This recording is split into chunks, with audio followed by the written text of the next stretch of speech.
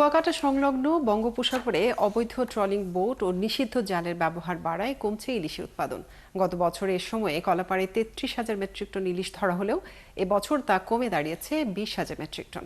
প্রশাসনের কর্মকর্তারা বলছেন, নৌযান সংকটের কারণে গভীর সমুদ্রে অভিযানে যেতে পারছেন না। মিলন কর্মকার রাজুর তথ্য ছবিতে প্রতিবেদন।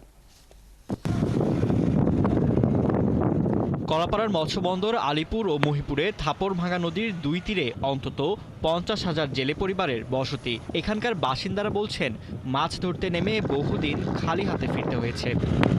সমুদ্রে নিষিদ্ধ জালের ব্যবহার ও ট্রলিং বোটের অবাধ চলাচল করায় সমুদ্র থেকে মাছের রেণু পোনা পর্যন্ত ছেঁকে নিয়ে যাচ্ছে অবৈধ ট্রলিং বোটগুলো।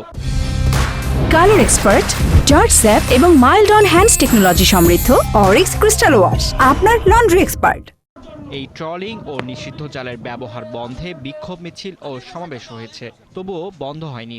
আমরা তো জেলেদের খুঁড়ে জানিয়া আমরা কুলে কোনো মাছ খাই না, মাছ না কারণে সে একমাত্র ট্রলিং। যে কোনো মাছ চিংড়ি প্রতি বছর ট্রলিং বাইরেতে সব চিংড়ি আমার কথা পাই না। আমাকেও বাদা জাল, বুড়ো জাল এগুলোর জন্য আমরা অপেক্ষা করি। 8 দিন গাঙ্গ ছিল 1,70,000-80,000 টাকার মাছ বেশি, তাও কোম্পানি রোজগার। আবার বাইরে এখন হচ্ছে 9 দিনের কালে 1,18,000 টাকার মাছ বেশি।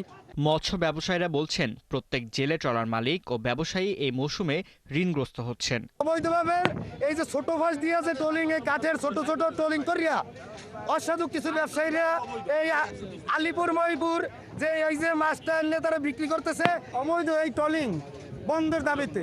কারণ এরা যদি এইভাবে মাছ নিধন করতে থাকে তা ভবিষ্যতে সমুদ্রে কোনো মাছ থাকবে না। এ নিয়ে নৌপুলিশ ইন্সপেক্টর বলেন, তাদের একটি ছোট নৌযান থাকলেও গভীর সমুদ্রে তা দিয়ে টহল সম্ভব নয়।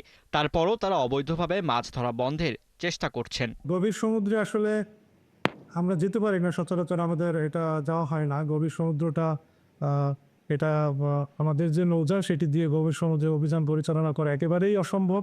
এদিকে অভিযানের পাশাপাশি ইলিশের বিচরণ ক্ষেত্র রক্ষার কথা বলছেন উপজেলা সিনিয়র মৎস্য কর্মকর্তা ও মৎস্য গবেষকরা। আমাদের কাজের গতি একটু ধীরে হয়ে যাচ্ছে, কারণ এই সকল বোট মালিকরা হাইকোর্টে রিট করেছে। এই রিটের ফলে আমরা একদম সঠিকভাবে আমাদের কার্যক্রম বাস্তবায়নে একটু ধীরগতিপ্রাপ্ত হচ্ছি। ইলিশ মাছের দেহটা দেখলে দেখবেন ওর মাথাটা কনিক্যাল শেপ, অর্থাৎ স্রোতের বিপরীতে ইলিশ মাছ সবসময় যাতায়াত করে, কিন্তু সেই স্রোতই এখন আর পানি নদীতে না, ইলিশ আসবে কোত্থেকে? কলাপাড়ার সরকারি হিসাবে নিবন্ধিত জেলের সংখ্যা 18,304 জন। এর বাইরেও অন্তত 30,000 জেলে রয়েছে এই উপকূলে। ফারদিন নীরব, ৭১।